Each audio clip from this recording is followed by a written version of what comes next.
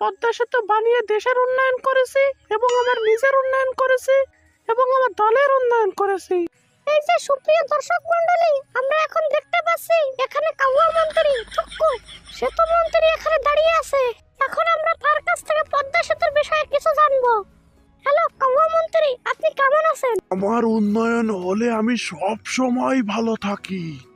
এই পদ্মা সেতুর টাকা আটকে দিয়েছিল ডক্টর ইউনূস, তাকে পদ্মা নদীতে 2টা সুবনিতে উঠানো উচিত। আর খালেদা জিয়া বলেছিল জোড়াতালিতে ব্রিজ বানাচ্ছে, এই ব্রিজে চড়া যাবে না, চড়লে ভেঙে পড়বে। এখন তাকে কি করা উচিত? ওই পদ্মা সেতুতে নিয়ে গিয়ে ওখান থেকে টুস করে ফেলে দেওয়া উচিত। পদ্মা সেতু নিয়ে আমি একটা কবিতা লিখেছি, তাহলে শুনুন। ব্যানারে লেখো নাম, মুছে যাবে।